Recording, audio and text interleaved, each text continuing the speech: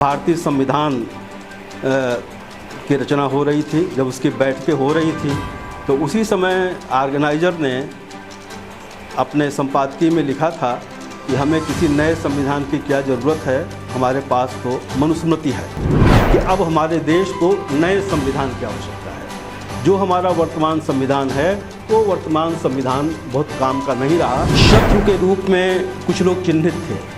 उस शत्रु के रूप में मुसलमान चिन्हित था, उसमें शत्रु के रूप में ईसाई चिन्हित था, उसमें शत्रु के रूप में कम्युनिस्ट चिन्हित था।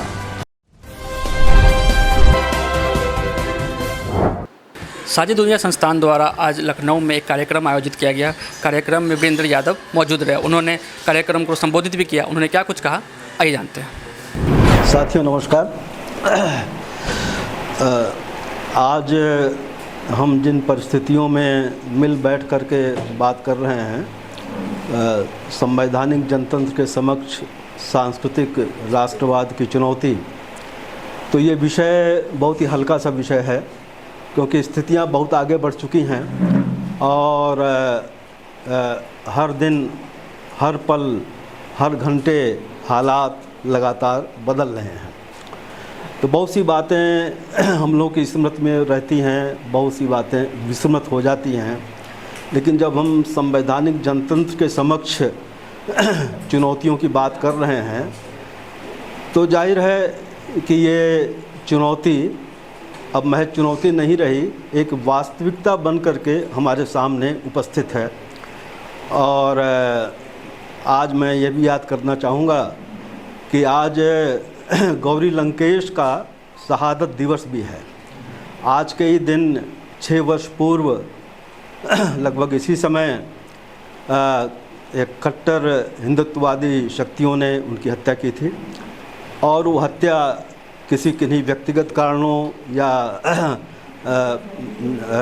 पारिवारिक कारणों या किन्हीं अन्य कारणों से नहीं हुई थी, बल्कि अभिव्यक्त की स्वतंत्रता के ही लिए हुई थी और संवैधानिक जनतंत्र को बचाने के लिए हुई थी। क्योंकि लगातार उनका जिस तरह का लेखन था और जिस तरह की उनकी गतिविधियां थी, जिस तरह की उनकी सक्रियता थी, उसी के कारण उन्हें जो है शहीद किया गया। और गौरी लंकेश की इस हत्या, इस कड़ी में इसके पहले कलबुर्गी, पानसारे और दाभोलकर, ये हत्याएं भी हो चुकी थीं। तो इन हत्याओं की एक कड़ी, यानी कि इनके पीछे, इन हत्याओं के पीछे जो ताकतें थीं, जो धार्मिक तत्ववादी थे, उन सब का रिश्ता इस संवैधानिक जनतंत्र की चुनौती से भी जुड़ता है। मैं याद करना चाहता हूँ कि जब भारतीय संविधान की रचना हो रही थी, जब उसकी बैठकें हो रही थी तो उसी समय ऑर्गेनाइज़र ने अपने संपादकीय में लिखा था कि हमें किसी नए संविधान की क्या ज़रूरत है, हमारे पास तो मनुस्मृति है। तो जाहिर है कि जब देश आज़ाद हो गया था, आज़ादी के बाद जो अपना संविधान निर्मित हो रहा था, उसी समय कुछ लोगों को कठिनाई थी, कुछ लोगों को दिक्कत थी कि किसी नए संविधान की आवश्यकता नहीं है, किसी नए ध्वज झंडे की भी नहीं आवश्यकता है, तिरंगे का भी उन्होंने विरोध किया था। और जिन ताकतों ने विरोध किया था, आज वो सत्ता के शीर्ष पर हैं, सत्ता के केंद्र में हैं। तो संविधान सभा ने जो स्वाधीनता आंदोलन के मूल्य थे, उन स्वाधीनता आंदोलन के मूल्यों को ध्यान में रख करके संविधान की रचना की थी। यानी कि हमारा जो भारतीय समाज था, जो भारतीय जनतंत्र था, जो भारतीय स्वाधीनता आंदोलन था, एक जिसे कहा जाए कि एक पारंपरिक समाज, एक सामुदायिक समाज से आधुनिक समाज में, एक आधुनिक देश में, एक जिसे कहा जाए कि एक परिवर्तन की वो यात्रा थी। हमारे स्वाधीनता आंदोलन का जिनके हाथ में नेतृत्व था, वो गांधी हों, नेहरू हों, मौलाना आज़ाद हों या बहुत से ऐसे नाम हों, उसके पहले शहीद भगत सिंह की शहादत या बाबा साहब अम्बेडकर ने जो हस्तक्षेप किए, उन सारी चीज़ों को मिला करके जो संविधान बन रहा था वो एक आधुनिक जनतंत्र की संकल्पना थी। और उसमें जो एक पिछड़ा समाज था, जो एक पारंपरिक समाज था, उस पारंपरिक समाज, पिछड़े समाज की बहुत सी चीज़ों को छोड़ते हुए दुनिया के आधुनिक लोकतंत्र की संकल्पना थी। उस दुनिया के आधुनिक लोकतंत्र की संकल्पना भारतीय समाज का एक वर्ग था जिस रास नहीं आ रही थी, और वो पारंपरिक वर्ग था जिसे कि लगता था कि जो है हमें जो है मुग़लों के शासन के बाद अंग्रेज़ों ने मुग़लों के शासन से मुक्त कराया, और अब जो है अगर आज़ादी है तो एक हिंदू राष्ट्र के रूप में इसकी स्थापना होनी चाहिए, हिंदुत्व के रूप में स्थापना होनी चाहिए, और इसी कारण गांधी की भी हत्या हुई। तो एक लंबा इतिहास है, उसके पीछे न जा कर के मैं एक ताज़ी घटना, यानी कि 15 अगस्त, इसी 15 अगस्त को, बीती 15 अगस्त को एक घटना हुई, और वो घटना एक बौद्धिक हस्तक्षेप के रूप में, एक लेख के रूप में हुई कि विवेक डेबरॉय, जो कि प्रधानमंत्री की इकोनॉमिक एडवाइजरी काउंसिल के चेयरमैन हैं, उन्होंने एक लेख लिखा 15 अगस्त या 14 अगस्त को वो लेख आया, और उस लेख में उन्होंने बहुत स्पष्ट, यानी आप देखें कि विवेक डेबरॉय कोई स्वतंत्र बुद्धिजीवी नहीं है, वो एक आर्थिक सलाहकार समिति, प्रधानमंत्री की आर्थिक सलाहकार समिति के अध्यक्ष हैं। तो प्रधानमंत्री के आर्थिक सलाहकार समिति का जो वर्तमान अध्यक्ष अगर कोई लेख लिखता है तो उसको गंभीरता से लेने की एक ज़रूरत होती है, और किस दिशा में हमारा जनतंत्र जा सकता है, किस दिशा में हमारे देश की राजनीति जा सकती है, इसके कुछ संकेत उस लेख से मिलते हैं। उन्होंने एक जो सबसे ज़्यादा प्रमुख बात कही कि अब हमारे देश को नए संविधान की आवश्यकता है। जो हमारा वर्तमान संविधान है वो वर्तमान संविधान बहुत काम का नहीं रहा, और उनका ये भी कहना था कि उस संविधान में बहुत से सुधार हुए हैं, बहुत से अमेंडमेंट्स हुए हैं, लेकिन अब अमेंडमेंट्स के द्वारा जो है हम इस संविधान को नहीं चला सकते, इसलिए नए संविधान की आवश्यकता है। नए संविधान की आवश्यकता पर बल देते हुए उन्होंने जो एक बात रेखांकित की वो थी कि directive principles of the state policy, इसकी कोई आवश्यकता अब हमें नहीं रही। तो जब directive principles of the state policy की आवश्यकता नहीं रही, यह बात कही जाती है, तो यह ऐलानिया कहा जाता है कि अब भारत जो है वेलफेयर स्टेट, भारत एक कल्याणकारी राज्य नहीं रहा।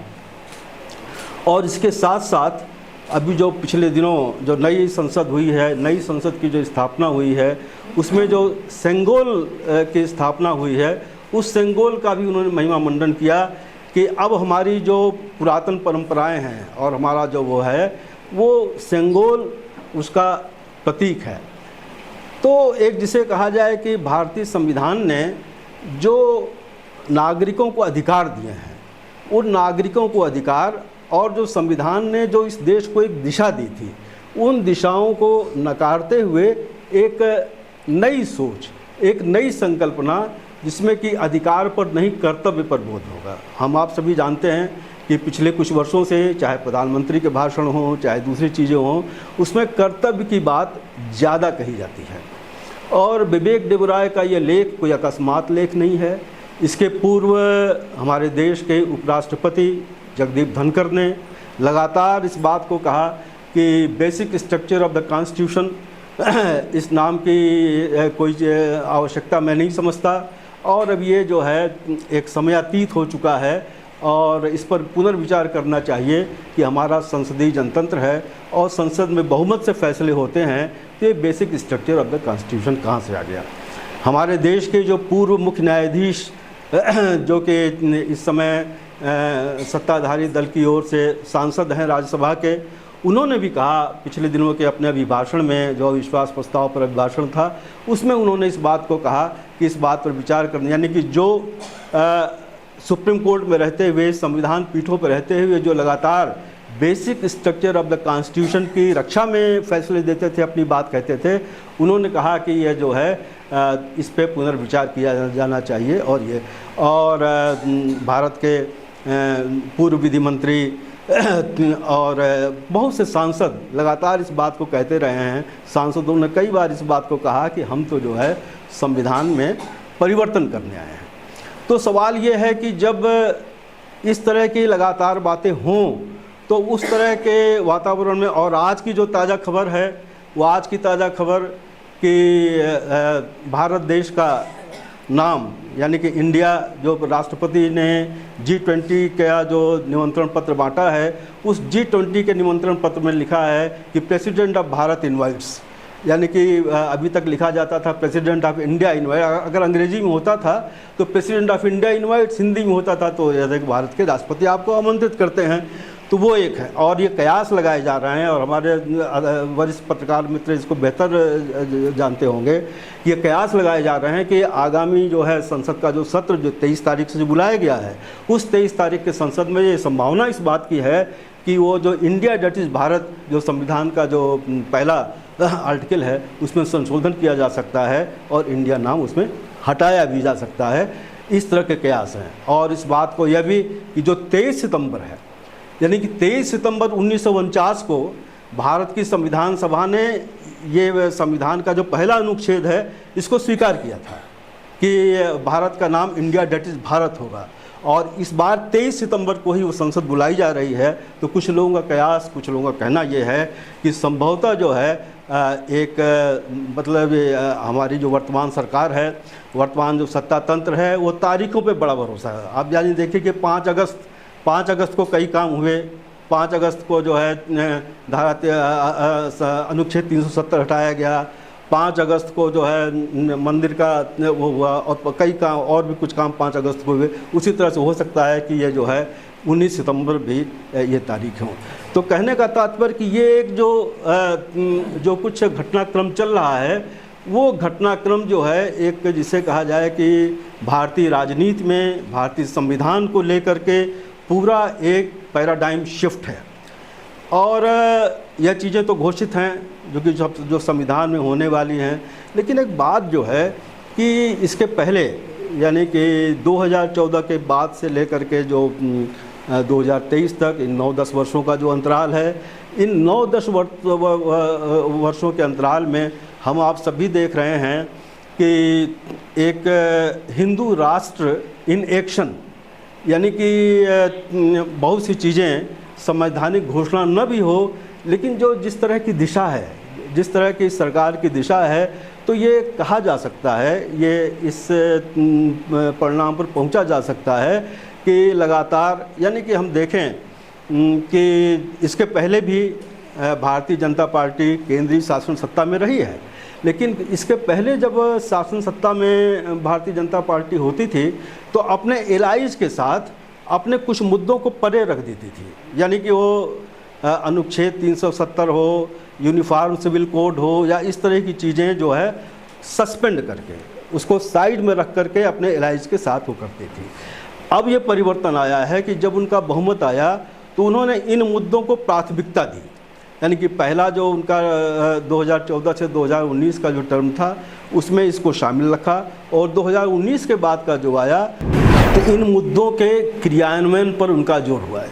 यानी कि जो एक रुकावटें थी, वो रुकावटें उनकी दृष्टि से दूर हो गई हैं, ख़त्म हो गई हैं। और इन सब के साथ ये बहुत तेज़ी के साथ घटनाक्रम इसलिए भी बदल रहा है कि हमें ये ध्यान रखना चाहिए कि 1925 में राष्ट्रीय स्वयंसेवक संघ की स्थापना हुई थी, और वर्ष 2025 में शताब्दी होगी राष्ट्रीय स्वयंसेवक संघ की। तो जो राष्ट्रीय स्वयंसेवक संघ की जो अवधारणा थी, उनकी देश की अवधारणा, राष्ट्र की अवधारणा, और जो एक सावरकर का एक जो 2 नेशन थियरी का जो सिद्धांत था, उन सब सारी चीज़ों को ध्यान में रखते हुए हमें उस समूचे परिप्रेक्ष्य में इन सब चीज़ों को ध्यान में रखा जाना चाहिए। यानी कि जो we and our nationhood defined, जो गुरु गोलोवकर जी की किताब है, या जो इस तरह की चीज़ों में है, उसकी जो एक वैचारिकी थी, वो वैचारिकी लगातार क्रियान्वित की जा रही है। यानी कि उसमें शत्रु के रूप में कुछ लोग चिन्हित थे। उस शत्रु के रूप में मुसलमान चिन्हित था, उसमें शत्रु के रूप में ईसाई चिन्हित था, उसमें शत्रु के रूप में कम्युनिस्ट चिन्हित था। आज का एक पूरा आप जो वातावरण देखें, पूरा माहौल देखें, तो एक मुस्लिम को एक अन्य के रूप में, एक अदर के रूप में, एक शत्रु के रूप में, और उसको पाकिस्तान के साथ आइडेंटिफाई करके उसको पेश किया जा रहा है। और इस सारी परिघटना का संबंध इस बात से भी जुड़ता है कि भारतीय राजनीति में एक बड़ा परिवर्तन 90 के दशक में आया था। और जबकि एक कहा जाए कि मैं ये मानता हूँ कि वो दौर ऐसा था कि भारतीय जनतंत्र अधिक जनतांत्रिक हुआ था। अधिक जनतांत्रिक यानी कि जब मंडल कमीशन का क्रियान्वयन हुआ और उसके बाद जो है एक नई ताकतों का जो उभार हुआ, भारतीय जनतंत्र में जो ताकतें हाशिए पर थीं वो जनतंत्र में उनकी भागीदारी हुई और उस भागीदारी होने के बाद लोकसभा का, विधानसभा का, इन सब चीज़ों का स्वरूप बदला और इन स्वरूप बदलने के साथ साथ वो सरकारें भी बदली। यानी कि जो एक अभिजन, एक जो एलीट का वर्चस्व था भारतीय राजनीति में, वो एलीट का वर्चस्व जो है वो ढीला पड़ा, वो कमज़ोर पड़ा और इसी कारण वो जो उस दौर की जो राजनीति थी उसको एक साइलेंट रिवोल्यूशन भी कहा गया कि ये एक जो है एक मूक क्रांति थी। तो उस मूक क्रांति में भारतीय समाज की वो शक्तियाँ जो कि हाशिए पर थीं वो राजनीति में केंद्र की शक्तियों के साथ शामिल हुई। फलस्वरूप सरकारें बदली, वो चाहे लालू प्रसाद हों, चाहे मुलायम सिंह हो या मायावती, मतलब एक जिसे कहा जाए कि अब उत्तर भारत में बसपा और समाजवादी पार्टी और बिहार में और इन सारे यानी उत्तर भारत की राजनीति जो है एक परिवर्तित हुई और रिप्रेजेंटेशन, प्रतिनिधित्व जो है वो एक जो कहा जाए कि ऐसी जातियों का, ऐसे वर्गों का हुआ जो कि भारतीय राजनीति में जिनकी केंद्रीय भूमिका नहीं थी। इससे जो भारत का एक जिसे कहा जाए कि उच्च सवर्ण वर्ग था, उच्च सवर्ण वर्ग को कुछ अपनी पराजय सी महसूस हुई।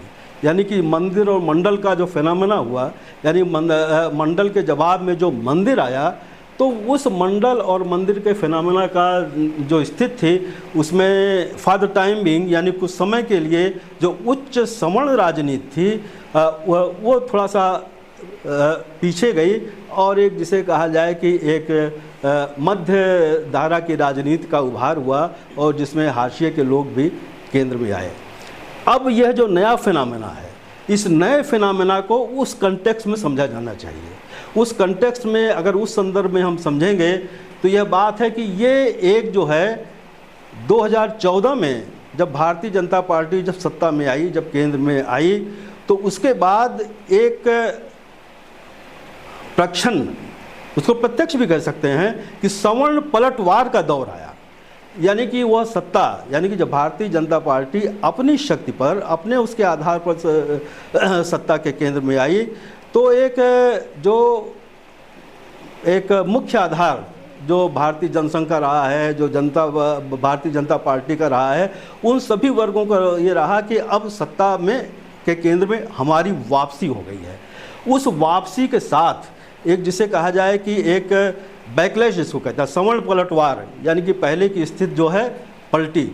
इसी कारण अगर आप देखें कि समूचा घटनाक्रम, यानी कि मैंने अभी ये अल्पसंख्यक या मुस्लिम वर्ग की बात की, तो अखलाक की घटना पहली घटना थी जिसको लिंचिंग कहते हैं। उसके बाद जाने कितनी लिंचिंग की घटनाएं हुई और एक सारा, यानी कि जो पहले का ट्रेंड था कि पहले सांप्रदायिक दंगे किए जाते थे, सांप्रदायिक दंगे कराए जाते थे। उन सांप्रदायिक दंगों के आधार पर एक सांप्रदायिक मनोदशा का निर्माण किया जाता था। वो लिखा सनातन और उसमें लिखा इटर्नल और ये वो दुनिया, सनातन के वही अर्थ तमिलनाडु में नहीं है, तमिल की राजनीति में वही नहीं है, द्रविड़ राजनीति में वो अर्थ नहीं है। द्रविड़ राजनीति में या तमिलनाडु की राजनीति में या दक्षिण भारत की राजनीति में सनातन के अर्थ भिन्न हैं। वो सनातन के अर्थ है वहाँ पर कि वर्णाश्रमी हिंदुत्व, वर्णाश्रमी ब्राह्मणवाद, यानी सनातन को वर्णाश्रमी ब्राह्मणवाद का पर्याय माना जाता था। इसीलिए एक लेखकों के सम्मेलन में इस बात पर विचार हुआ, पूरा सम्मेलन किया गया कि वर्णाश्रमी ब्राह्मणवाद का उन्मूलन, यानी कि सनातन नाम वहाँ दिया जाता है तो वर्णाश्रमी ब्राह्मणवाद का उन्मूलन, इस पे उस सेमिनार था। उस सेमिनार में स्टालिन ने वो बातें कही। अब उन बातों को उत्तर भारत की राजनीति ने तुरंत जो है जिसे कहा जाए कि एक मौके की बगुले की तरह जो है निगाह लगाए हुए कि कब मछली आए और कब मुंह में आए, तो बगुले की तरह जो है निगाह लगाए, उन्होंने तुरंत स्टालिन के उस सनातन को जो है को प्रश्नांकित किया। और उचित ही जो कार्तिक सुब्रमण्यम है, उन्होंने उसको एक सही परिप्रेक्ष्य दिया कि भाई, और यह बात कही, यानी कि उदयनिधि ने भी इस बात को कहा कि मैंने ये बात कही है और मैं इसको 1000 बार ये कहूँगा। और उसी देख कन्विक्शन की बात होती है। अगर कोई बात जिसे कहा जाए कि ऑफ द कफ रिमार्क निकल गया, यूं ही मुंह से निकल गया, तो फिर आदमी उसमें कुछ सुधार करता है कि मेरा आशय ये नहीं था, मेरा आशय ये था। ये उदयनिधि ने बहुत साफ कहा कि हाँ मैंने कहा है और मैं 100 बार इस बात को कहूँगा। और जो है दूसरे लोगों ने भी इस बात को क्लैरिफाई किया। वो तो तात्पर्य कहने का ये कि जब हम समूचे भारत की राजनीति पर विचार कर रहे हैं तो समूचे भारत का परिप्रेक्ष्य देखना होगा। हमारा जो हिंदुस्तान का परिप्रेक्ष्य, यानी कि जो उत्तर भारत की राजनीति का परिप्रेक्ष्य है वो भिन्न है। उस उत्तर भारत की राजनीति के परिप्रेक्ष्य में, यानी कि यहाँ जो है जो हिंदुत्व की जो रेखा खींच दी गई है, उस रेखा के बाहर जो है चर्चा नहीं होती है, बात नहीं होती है। लेकिन दक्षिण भारत की राजनीति या द्रविड़ राजनीति लगातार इसे प्रश्नांकित करती है। यही कारण है कि वहाँ के जो रूटेड इंटेलेक्चुअल्स हैं, देखिए एक लंबी एक परंपरा रही है।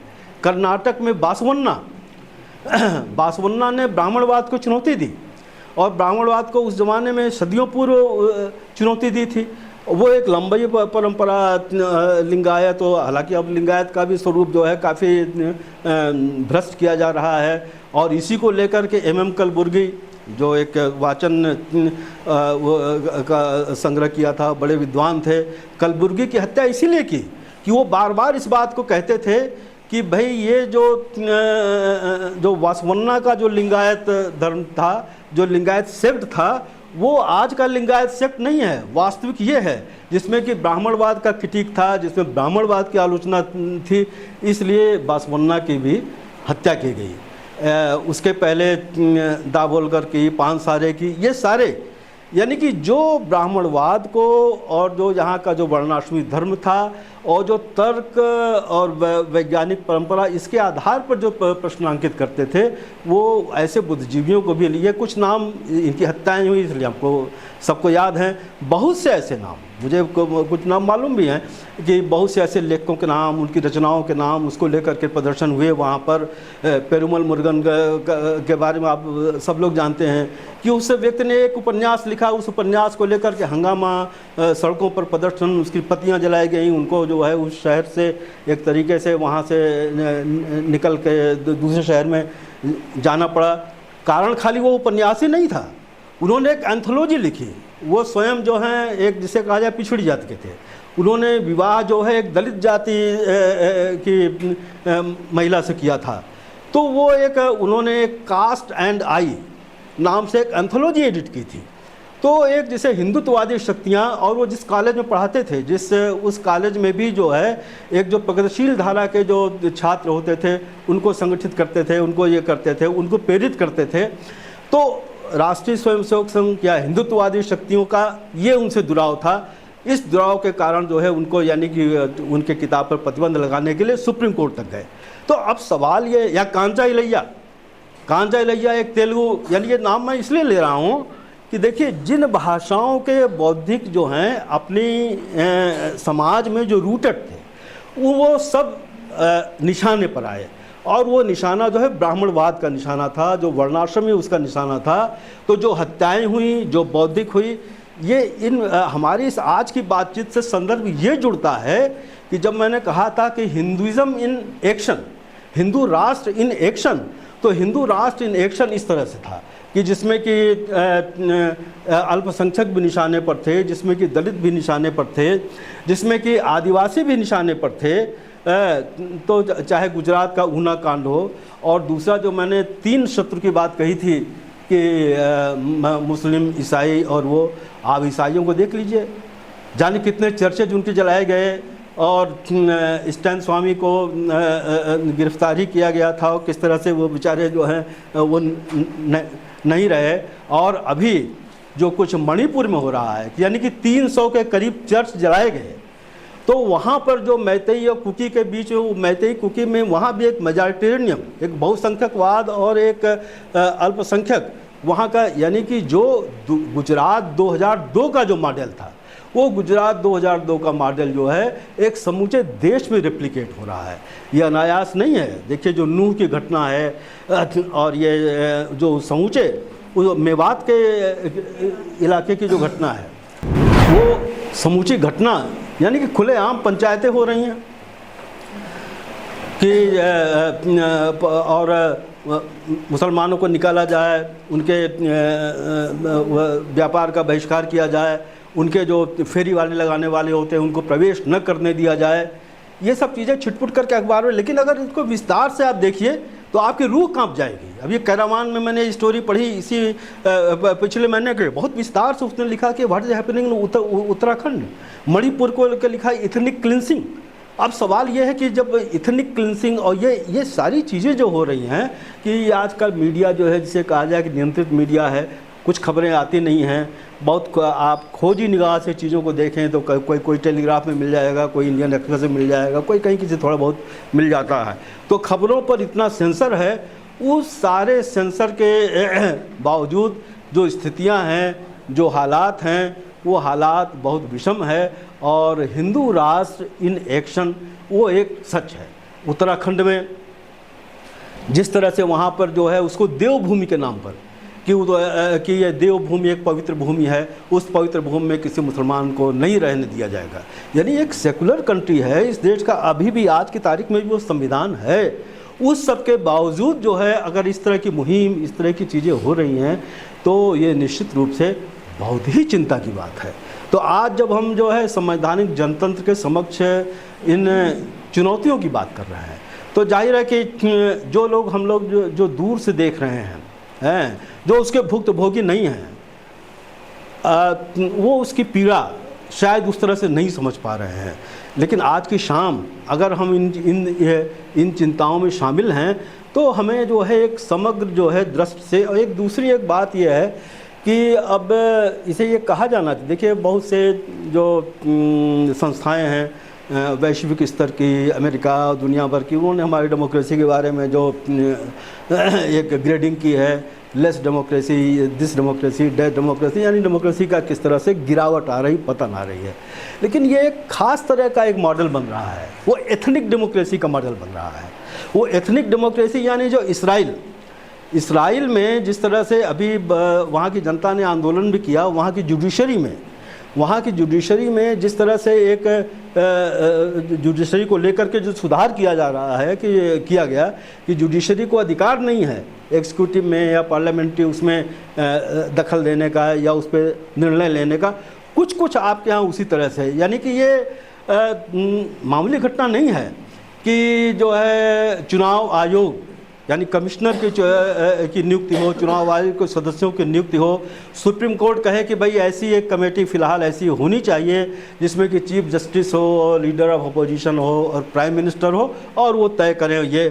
लेकिन और उसी फैसले में उन्होंने कहा कि भाई एक बिल लाना चाहिए जो कि करे। अब वो सरकार एक बिल, उस बिल में क्या कि उस बिल से चीफ जस्टिस ऑफ इंडिया को एलिमिनेट कर दिया गया। यानी कि प्रधानमंत्री स्वयं रहेंगे, प्रधानमंत्री किसी मंत्री को नियुक्त कर देंगे और लीडर ऑफ एक अपोजिशन होगा। जाहिर है कि मेजॉरिटी जो है उस दो की होगी।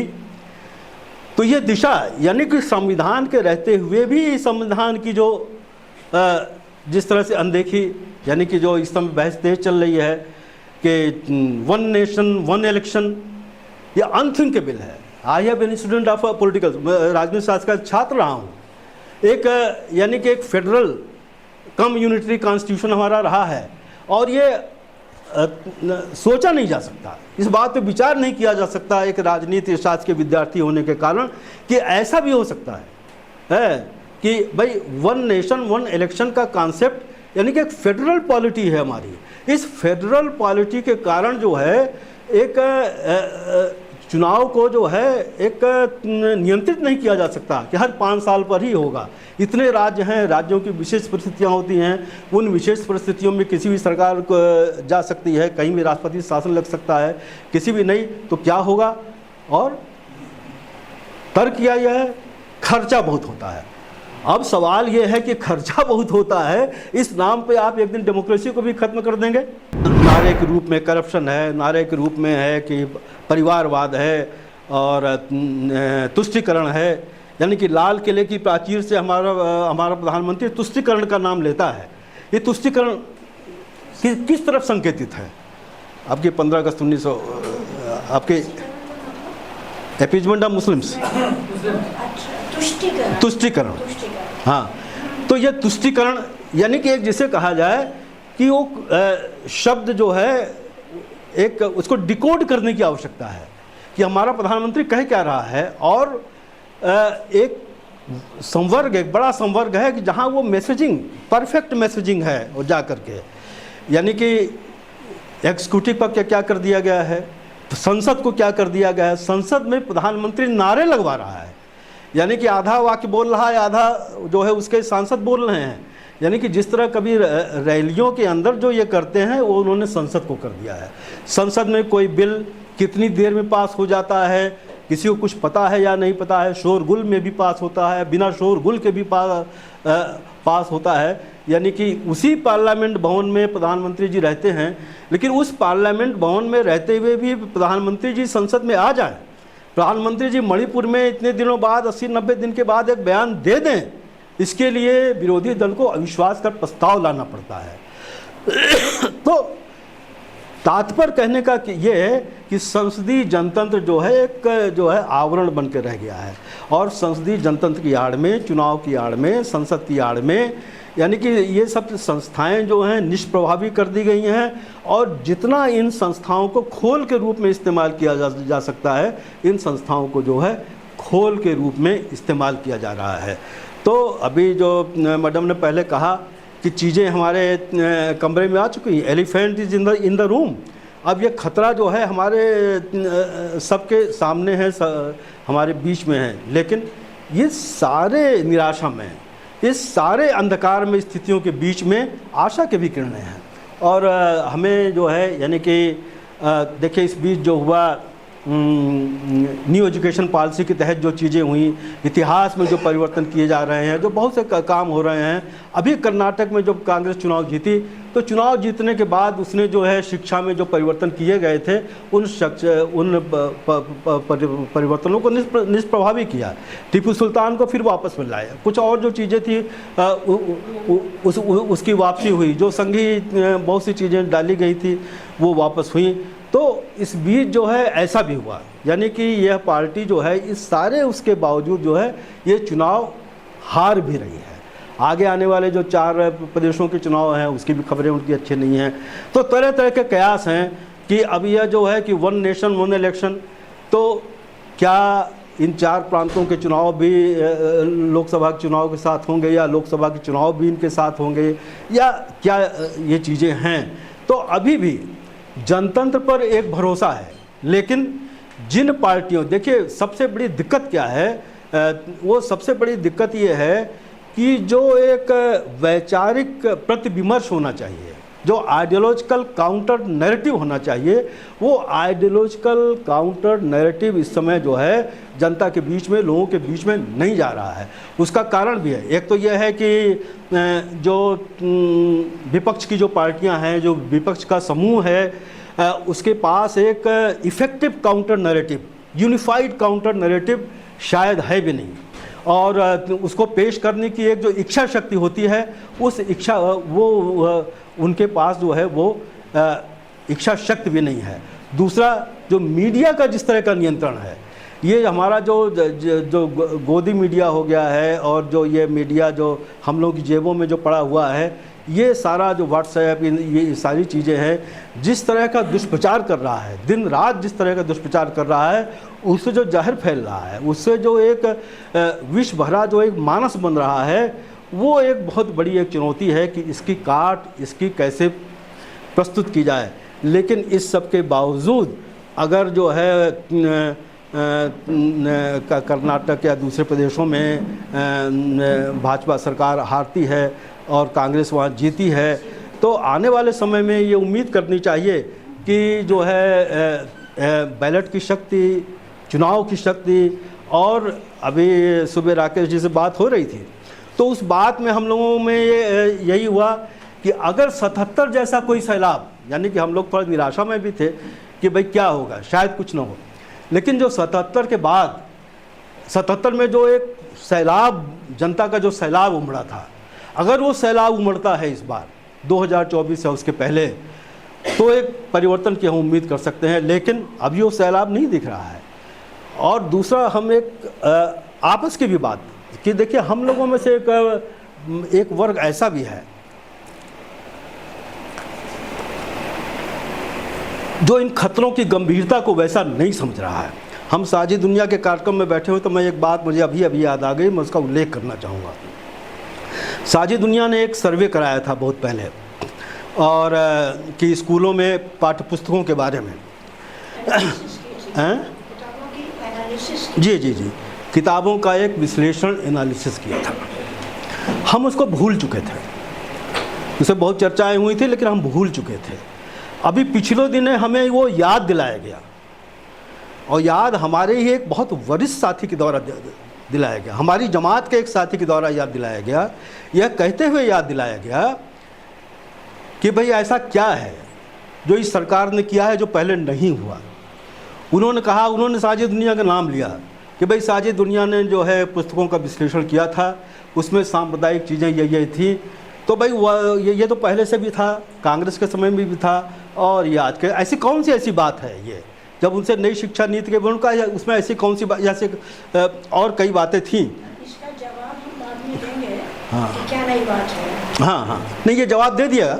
देखिए, ये जवाब तो हम लोगों ने दे दिया कि क्या नई बात है वो। लेकिन एक बात मैं बता रहा हूँ कि हमारी जमातों के एक आगे बढ़ा हुआ साथी इस खतरे को नहीं समझ रहा है। हम लोगों का मित्र, हमारा साथी, हम लोग के अभियान में भी शामिल रहने वाला, वो इस तरह के तर्क यानी कि निजी उसमें दे, वो तो दे ही रहा है, सार्वजनिक रूप से बैठकों में दे रहा है। और फिर उसके साथ ये भी कह रहा है जब तक हमारा संविधान सुरक्षित है। संविधान पे तो खतरा है। आप उस संविधान के खतरे की बात नहीं कर रहे हो कि संविधान खतरे में है, आप यानी कि उसको याद दिला रहे हो। नई शिक्षा नीति की आप याद नहीं दिला रहे हो, जो नए परिवर्तन हुए उसको याद नहीं दिला रहे हो। साझी दुनिया के उस सर्वे की याद दिला करके ये बात हमको बता रहे हो, याद दिला रहे हो कि यह बात तो पहले भी हुई है, और जब तक हमारा संविधान सुरक्षित है तब तक ऐसा नहीं हो सकता। तो हमारी जमातों में भी कमजोरियाँ, हमें लगता है कि हम में से बहुत से लोग अभी आश्वस्त नहीं हैं। मैंने पहले भी कहा कि जाके पाँव न फटे वे भाई तो सो का जाने पीर पर आई, यानी उस अल्पसंख्यक से पूछ लीजिए। अगर कोई जो है किसी अल्पसंख्यक समाज की बेटी अगर कहीं बेंगलोर से लखनऊ ट्रेन से आ रही है, तो किस तरह की सोच उसकी है कि मेरी बेटी जो है सही सलामत आ पाएगी, नहीं आ पाएगी ट्रेन में। जबकि ट्रेन की हालत यह है कि एक कांस्टेबल जो है उसका मजहब जान करके उसको गोली से मार देता है। तो एक इस तरह का हालात है। तो इस तरह के हालात में, और जो आज की अभी जो खबरें सुनाई गई हैं, यानी कि जो हम सब के साथी, हम सब के मित्र, कौन कब किस पकड़ में से बाहर है, कौन कब किस पकड़ में है, हम आज इस बात को नहीं कह सकते हैं। तो मित्रों, संवैधानिक जनतंत्र के समक्ष जो है सांस्कृतिक राष्ट्रवाद की चुनौती बहुत हल्का शब्द है। एक्चुअली जो हिंदुत्व जो है, हिंदू राष्ट्र जो है, वो इन एक्शन है। तो जो हिंदू राष्ट्र इन एक्शन है, इस हिंदू राष्ट्र इन एक्शन को क्या जो है हमारा जो एक सिविल नागरिक समाज है, जो हमारा बौद्धिक समाज है, जो हमारा जो आगे बढ़ा हुआ समाज है, या हमारी जनता जो है, इन सब के बीच में कोई एकता, कोई ऐसी चीज़ कायम हो सकती है, कोई ऐसी बन सकती है। तो मैं समझता हूँ कि इस तरह के हालात में हम लोगों की ये चिंता स्वाभाविक है और इस पर विचार किया जाना चाहिए। आपने वीरेंद्र यादव को सुना, उन्होंने भारतीय संविधान और देश में जो मौजूदा राजनीतिक स्थिति है उसको लेकर अपनी बात रखी। कैमरा पर्सन मोनू के साथ मैं अजीत राय, RNI न्यूज़, लखनऊ।